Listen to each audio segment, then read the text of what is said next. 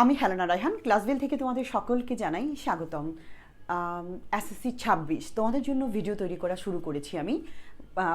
প্রায় নিয়মিতই এখন ভিডিও দিব তোমাদের জন্য। এসএসসি 25-এর যেহেতু পরীক্ষা ছিল সব কিছু মিলায় তোমাদের প্রতি একটু বলবো ওইভাবে শুরু করতে পারিনি, তো ইনশাল্লাহ এখন থেকে নিয়মিত ভিডিও পাবে। ক্লাস দেখো, ইনশাল্লাহ অনেক উপকৃত হবা। কেমন?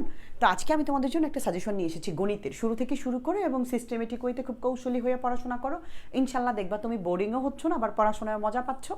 আবার খুব বেশি কিছু দেখা যায় দীর্ঘ কিছু দরকার নাই। শোনো, পরীক্ষায় না বাবা সব কিছু আসে না, কিন্তু টেকনিক্যালি তোমাকে অনেকটাই একটু বেসিক থেকে শিখতে হবে। আর বেসিক থেকে শিখতে গেলে একটু মোটামুটি অনেক কিছুই করা লাগে। কিন্তু পরীক্ষার আগ মুহূর্তে বা সাজেশন ধরে যদি আগাও, তোমার ব্রেনটা একটু শার্প হয় এবং তোমার কাছে বার্ডেন মনে হয় না, কোনো কিছু মনে হয় যে না ঠিক আছে আমি পারবো। তো আজকে এমন 22টা ম্যাথ আমি তোমাদের সাথে শেয়ার করবো, ইনশাল্লাহ তুমি 90+ পাবে। অর্থাৎ সৃজনশীলের বা ছোট প্রশ্ন মিলায়া তোমার যেই 70-এর যে নিশ্চয়তা, ইনশাল্লাহ এই সাজেশন থেকে তুমি পেয়ে যাবা। ঠিক আছে? ভরসা করো, বিশ্বাস করো। এবং এই আমার সাজেশন ইউটিউবে তো আছে, আমি যে এসএসসি 25-এর জন্য যে সাজেশন দিয়েছি, এবং এই যে বাংলা দ্বিতীয় পত্র সাজেশন, আমার 26টার একটা নোট ছিল, ওখান থেকে 100% কমন আসছে। আমার অনেক স্টুডেন্ট, প্রায় 3000 স্টুডেন্ট আছে, প্রত্যেকে বলতে পারবে আমি কীভাবে কোন একটা বিষয় বেসিক থেকে করাই। তো ইনশাল্লাহ তোমরা চাইলে মিলাই দেখতে পারো। কোনো কিছু শেখার উদ্দেশ্যে আসো, আমি বলবো যদি প্রথমে তুমি শিখলে ইনশাল্লাহ বেটার কিছু করবা। ঠিক আছে? চলো, তোমরা নিশ্চয়ই জানো তোমাদের অধ্যায়গুলো তো কমানো হয়েছে। তো 3, 4, 5, 6, 7, 8 মোট 8টা অধ্যায়, অর্থাৎ ওদের ছিল 17টা অধ্যায় গণিতের, সেখান থেকে প্রায় 9টা অধ্যায় তোমাদের জন্য কমিয়ে দেওয়া হয়েছে, এখন মাত্র 8টা অধ্যায়। সো যদি তুমি এখন থেকেও শুরু করো, কোনো ব্যাপার না, 1 মাসেও তুমি তোমার সিলেবাসটা টোটাল কমপ্লিট করতে পারবা, 1 থেকে 1.5 মাস অথবা 2 মাসে, কারণ সিলেবাস যেহেতু অর্ধেক ওদের চেয়ে। সো মন থেকে যদি চাও সম্ভব। আর কোনো কিছুই বাবা শর্টকাট ওয়ে খুঁজবা না, তুমি মন দিয়ে শিখবা, দেখবা কোনো কিছু গভীরভাবে শেখার কি পরিমাণ যে বেনিফিট, এটা তুমি পরবর্তীতে বুঝতে পারবা লাইফে। শুধু একটা A+ বা একটা GPA 5 অথবা একটা ভালো রেজাল্টই জীবনে সব কিছু না, যদি শিক্ষাটা জীবনে কাজে লাগাইতে না পারো। তো আমি বলবো এমনভাবে শিখবা গভীরভাবে, যাতে এটা অন্য জায়গায় তুমি আসলে অ্যাপ্লাই করতে পারো। কেমন? চলো আমি ম্যাথগুলো শেয়ার করি। আমি বিভাগগুলো টার্গেট করে দিয়েছি 2, 3, 11 বীজগণিতের মধ্যে, 7 আর 8 খ বিভাগ জ্যামিতির মধ্যে, আর গয়ের মধ্যে 9 আর 16, 10 অধ্যায় নাই, ঘয়ের মধ্যে 17। ইনশাল্লাহ চলো এগুলো থেকে আমি বাছাই করব। আমি 22টা ম্যাথ বাছাই করেছি, খুব মনোযোগ দিয়ে করবা। তবে অবশ্যই অঙ্কগুলো মুখস্থ করো না, আবার শুধু অঙ্ক করে বসে থাকো না, আবার সরাসরি সৃজনশীলেও চলে যাও না। ঠিক আছে? মানে যথেষ্ট তোমাদের জন্য নতুন বই তৈরি করছি আমরা। আগের বইটা তো তোমরা জানোই অনেকে, আমরা 25-এর যে বই ছিল, 24-এর বই ছিল, তো তোমাদের জন্য আরও নতুনভাবে খুব সুন্দর করে বই নিয়ে আসতেছি। ওই বই আরও ডিটেলস সব কিছু থাকবে। এছাড়া কোর্স শুরু হয়ে গেছে, 3-4টা ক্লাস হয়ে গেছে কোর্সে, তো চাইলে ভর্তি হওয়ার সুযোগ আছে এখনও 50% ডিসকাউন্টে। ঠিক আছে? খুবই যত্নের সাথে গভীরভাবে শিখতে পারবা। দেখো, অধ্যায় 2, 3, 11 আমি যদি তোমাদেরকে একটু দেখাই। এখানে অধ্যায় 2-এর তুমি যে বিষয়টা সবচেয়ে বেশি ফোকাস করবে প্রাথমিক দিকে, উদাহরণ 25 আর হচ্ছে 2.1, 2.2 দুইটা অনুশীলনী, তো তুমি 2.2-এর 23 নম্বর করবা, এই দুইটা মেইন। আর এই 16টা আমি দিয়েছি মূলত, এটা হচ্ছে 23 নং একটা সৃজনশীল, এটা করলেই চলে, তবু আমি 16 নংটা তোমাকে একটু বাড়তি হিসেবে দিলাম প্র্যাকটিস করার জন্য, এবং এটা গুরুত্বপূর্ণ। ঠিক আছে? তার মানে মূলত দুইটা প্র্যাকটিসের জন্য একটা বাড়তি দিলাম আর কি। আর অধ্যায় 11 থেকে তুমি যেটা করবা সেটা হচ্ছে 6, উদাহরণ 6 আর উদাহরণ 11। এগুলো কি? এগুলো হচ্ছে অনুশীলনীর অঙ্ক। অনুশীলনী 11.1-এর অঙ্ক, 11.1-এর 11, 12, আর এই যে উদাহরণ 6, একই অঙ্ক, একই প্যাটার্ন, একই টাইপ। প্র্যাকটিস করার জন্য যাতে একটু আসলে তুমি যাতে ঘাবড়ায় না যাও, এই জন্য এই দুইটা, কিন্তু মূলত অঙ্ক এটা। আর উদাহরণ 6 অঙ্কটা এতটাই ইম্পর্টেন্ট, এটা না তুমি দুইভাবে করবা। যেটা দেওয়া আছে ওটা থেকে প্রমাণ করবা, যেটা প্রমাণ করো, আবার প্রমাণ করাটা অনেক সময় দেওয়া আছে থাকে উল্টা, মানে প্রমাণ করাটা দেওয়া আছে থাকে, দেওয়া আছেটা প্রমাণ করো থাকে, দুইভাবেই তোমাকে ট্রাই করতে হবে এবং দুইভাবেই এটা আসে। ঠিক আছে? Very very important. আর উদাহরণ 11-তে একটা সৃজনশীল আছে, ওই সৃজনশীলের যেই তোমার অঙ্কটা যেটা গ নম্বরে, ওটাই হচ্ছে 10 নং 11.1-এরই, অর্থাৎ উদাহরণ এবং অনুশীলনীর একই অঙ্ক, যেহেতু প্র্যাকটিসের জন্য তো আলাদা দরকার নাই।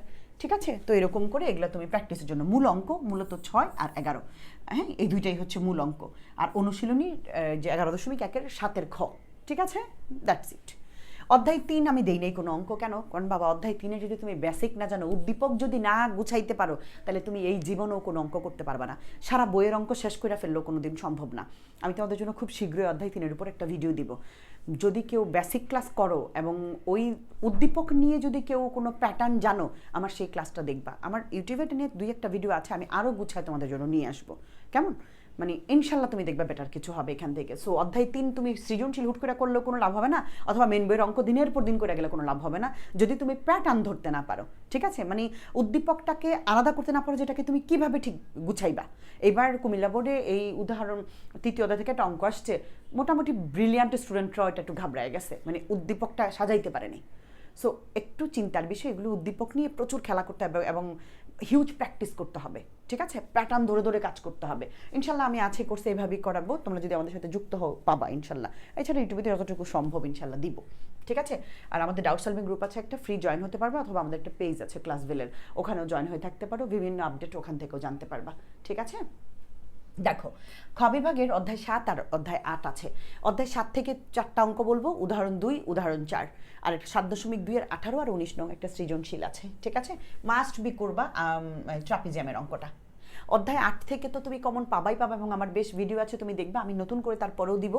উপপাদ্য 18, 20, 23, এই উপপাদ্যগুলি তুমি কোনোভাবেই 8.2 এর 1, এই 4টা উপপাদ্য তুমি কোনোভাবেই মিস করতে পারবা না, এদেরকে তুমি বাদই দিতে পারবা না। এবং উপপাদ্য 20 যদি তুমি শুধু পারো, এবং উপপাদ্য 23, এই 2টা উপপাদ্য পারলে তুমি 14টা উপপাদ্য তোমার কমপ্লিট হয়ে যাবে। আমি আমার কোর্সে করাইছি, একটু দেখাই তোমাদেরকে, চলো কিভাবে আমি মাত্র আমি যেটা জটিল মনে করি স্টুডেন্টরা, আমি সেটা দিয়ে শুরু করি। আমাদের কোর্সে আমরা অষ্টম অধ্যায়ের কয়েকটা ক্লাস করাইছি। এই যে দেখো, অষ্টম অধ্যায়ের একটা প্যাটার্ন দিয়ে আমি যে প্রথমে না 20 আর 23 করাইছি আমাদের কোর্সে, এটা হচ্ছে নতুন মানে ওদের জন্য। এই যে দেখো উপপাদ্য 20, 23, খেয়াল করেছ? এই যে উপপাদ্য 20 আর 23 করাইছি, এটার মধ্যে এটা করানোর পরে এই যে একই প্যাটার্নের এটা করাইছি, এটা দিয়ে আবার একসাথে 6টা অঙ্ক একই রকমের প্যাটার্ন করাই ফেলছি, যে এখান থেকে আবার এটা, ঠিক আছে?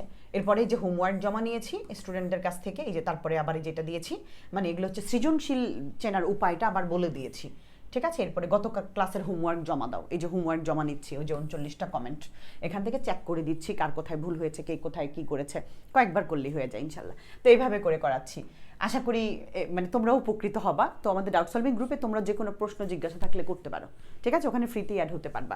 আমাদের কার্যক্রম দেখলা কেমন আমরা করি। আর 8.3 এর 3, 8.4 এর 5 নং, মোটামুটি আমি যা দিয়েছি এর বাইরে তোমাকে কিছু করতে হবে না ইনশাল্লাহ, কিন্তু বেসিক শিখতে হবে। কোনো কিছু না শিখে যদি তুমি শুধু দৌড়াও এবং মুখস্থর মতো করে ABCD EFG, পরীক্ষা আসলে দেখবার চিনো না। আর একটা কথা তোমাকে বলি মা, এটা না কোনো দিন করবা না। কোনো কিছু টিচার বলো, তোমার বাসার টিউটর, বা তুমি নিজে, বা তোমার যেই থাক না কেন, তোমাকে যে বা যারাও মানে জ্যামিতি মুখস্থ করতে বলবে, তিনি তোমার জন্য পারফেক্ট টিচার না, তুমি সেখান থেকে বের হবা। আমি কারো সম্পর্কে বাজে কথা বলতে চাই না, কিন্তু তোমারও একটা লাইফ আছে, সময় গেলে সাধন হবে না, কথাটা মনে রেখো। অলরেডি ওদের পরীক্ষার জন্য কিন্তু তোমাদের কিন্তু আর সময় কমাবে না, সিলেবাস কমাই দিস, তোমাদের কিন্তু নির্দিষ্ট টাইমে ঠিকই পরীক্ষা হবে। সো সময় কিন্তু বহু চলে গেল, এপ্রিল চলে গেল, তো ওদিক দিয়ে তোমরা 1 বছর কি সিলেবাস ছিল আল্লাহ জানে, পড়াশোনা তো ওইভাবে করোই নেই, নতুন করে একদম জিরো থেকে শিখতে হচ্ছে। সো ওইভাবেই যেন শেখাটা হয়, ঠিক আছে? হোম রেখে আমার মানে ক্লাস ভালো লাগে কিনা, আমার হিউজ ক্লাস আছে, তুমি দেখতে পারো। আমার কথা ভালো লাগলে তুমি আমার কোর্সে ভর্তি হবে, আমার কথা যদি তুমি বুঝো তখনই ভর্তি হবা। কিন্তু যদি তুমি মনে করো যে না আমার কথা বুঝতেছো না, তাহলে আমিও বাধ্য হতে পারি, আমার কাছে ভর্তি হতে হবে, ব্যাপারটা এরকম না। কারো বিজ্ঞাপন দেখে প্রলোভনে পড়ার কোনো দরকার নেই। তুমি তো নিশ্চয়ই কোর্স কিনবা, কোর্স কিনে তুমি মূল্যায়ন করবা, দেখো ইভেন প্রচুর ভিডিও দেখবা, কারটা দেখে তুমি নিজে আবার কয়েকটা করতে পারো কিনা, তবেই শেখা সার্থক, ঠিক আছে? তোমাকে আমি 5,000 2,000 করাই দিতে পারি, কিন্তু তুমি একটাও পারো না, লাভ নাই তো।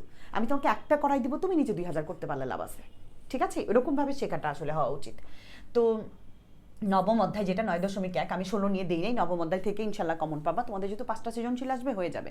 তো 9.1 থেকে 17 নং করবা, 22 নং মানে 17, 22 আর হচ্ছে 25 নং এর একটা সৃজনশীল, আর করবা হচ্ছে উদাহরণ 10, উদাহরণ 11, মাস্ট বি, এগুলো ভেরি ভেরি ইম্পর্টেন্ট। আর এই 2টা অঙ্ক হলুদ রং করেছি, মানে একটু কম গুরুত্বপূর্ণ, ধরো 20% গুরুত্বপূর্ণ। তারপরে একটু কাজের একটা অঙ্ক আছে, আর 21 নং একটা অঙ্ক আছে, এই 2টা একটু কম গুরুত্বপূর্ণ, কিন্তু তুমি করবা আর কি। 9.2 এর 20 নং, 26 নং, 23 নং, এটা একটু কম গুরুত্বপূর্ণ।